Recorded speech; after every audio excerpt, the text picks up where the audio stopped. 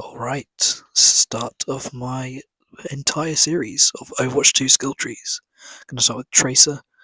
I'd strongly recommend, if you haven't watched the first video, watch it first, because I go through all my reasoning and how everything works. It's going to be linked in the description and at the end of the video. Otherwise, it's just not going to make sense. These are the skill trees that you saw in the previous one. How I split Tracer's abilities up. For those who skipped the last video, I'm going to do a rundown of the blink/recall tree, then move on to the next two. I'm going to put timestamps in the description to skip to the next one to remember that unless I mention it, the cooldowns and damage amounts for like blinks and shooting her pistols, they're going to be the same as in detail. Here we go. First, we're going to start with the blink tree. I'm going to speedrun through this one. If you want more detail, go back to the previous video. Right, Tracer starts off with a single blink. Recall is going to be stuck behind the first upgrade, locking you into this tree. Next, when you recall, Tracer will always be restored to full health. And then lastly, before the path splits, you'll go back to being able to hold 3 blinks.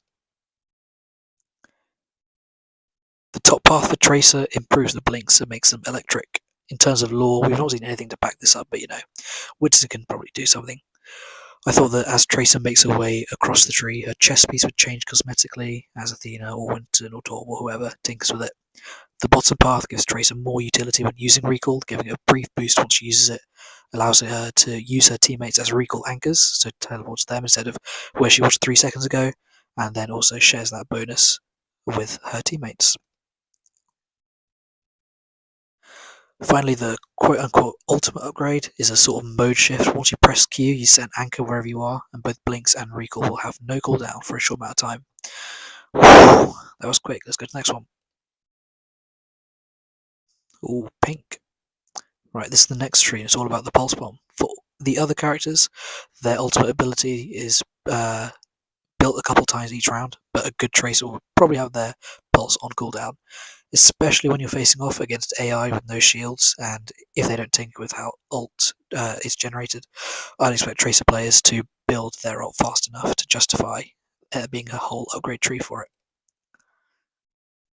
Right, so you start with the vanilla pulse bomb. The first upgrade is pretty simple, increasing the radius of the maximum damage and the overall radius. The following upgrades where it starts getting more exciting. Tracer will have a second ult circle around the original, allowing her to hold 2 pulse bombs. I chose to put this here because in the PvE missions where you play as Tracer, it feels like you might charge up your first pulse and not have anything worth using it on for a while, so you're not just wasting it just to feel like you're doing something.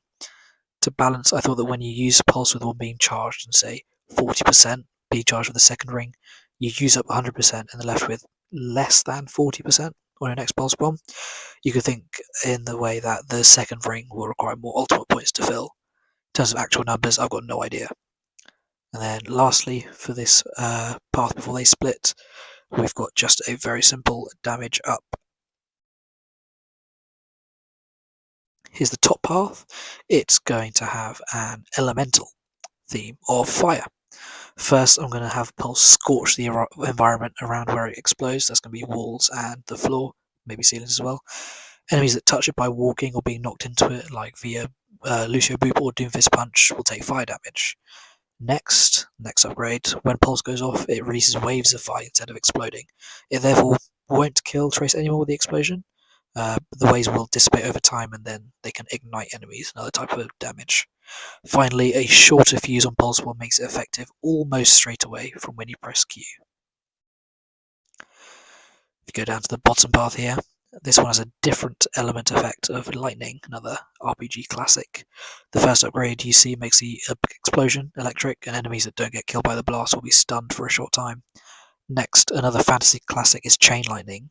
The bolts will arc between nearby enemies and has a chance to stun them only. You'll only be able to do damage when you get the next upgrade. Like with any other game with chain lightning, an enemy cannot be struck twice in the same chain of lightning.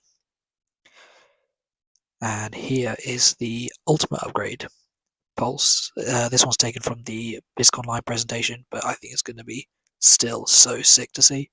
If an enemy is within range of a pulse explosion before it goes off, so remember for the fiery path, I said almost instantly, this is why. Before it goes off, the pulse bomb will clone itself and attach to that nearby enemy. It can't attach more than once to enemies with the same use of pressing Q, but you can use your two pulse bombs. Remember, before they split, you get 2 charges. Use both of them for massive damage. Next, this one's going to be her melee and pistol trees. This is the favourite one that I've made for it. Naturally, you start with the vanilla pulse pistols. They're one of my favourite sounding guns in the game, so I couldn't get rid of them. The next upgrades really just streamline them. First, you get a faster reload, even though the reloads are already quick. Next, you might see that I drew laser pointers on top of the guns, but it won't be laser accuracy, but bullet spread will be reduced and fall-off damage won't happen until further away. And then, before they split, I put spikes on Tracer's handles for her to deal more damage when she presses melee. Going over to the top path, this is going to improve Tracer's melee ability, firstly by giving melee combos, hitting an enemy in quick succession, so melee, melee, melee. We might throw in some shooting in there. I think within a short amount of time, it will continue the combo.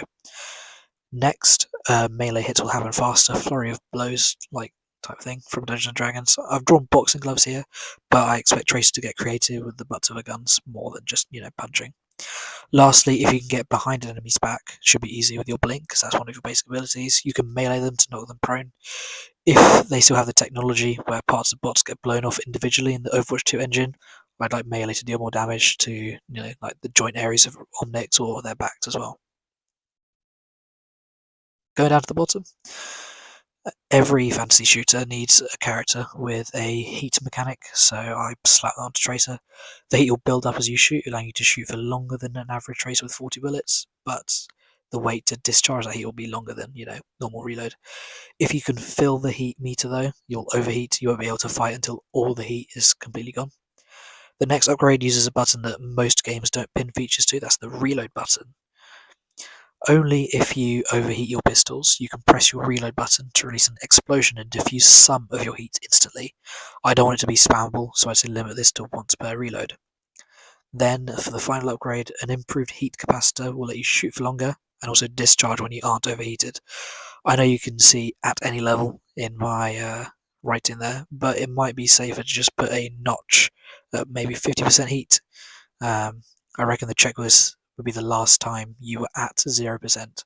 So that's the reasoning to reduce the amount that Tracer's can spam this. And then, finally, the ultimate upgrade, this is the money shot. Final blows will now restore ammo to your gun or diffuse heat from your pistols, just to make Tracer as efficient as possible. I chose to make it like this because I needed an upgrade you can either go all in for, if you're going to go Slayer mode, but I'm also going to make it not so insane that you won't even think about the other two ultimate upgrades. People who want to min-max this are going to go nuts kill stealing, but if a player wants to feel supportive, they might go with the recall ultimate upgrade. Hopefully there's going to be something for any type of Tracer play. That's it for this video. Next time it's going to be the rectangle character. I'm going to make a playlist, link in the description soon, but if you have any feedback, just let me know. The playlist is going to be in upload order, but you can go into any of these videos, only having seen the first one. I've got a couple of trees in the pipeline, but if anyone sees this and you'd like to suggest a hero that I haven't done before, or haven't planned to do one in the foreseeable future, let me know and it might happen sooner. Good night, Tri-State area.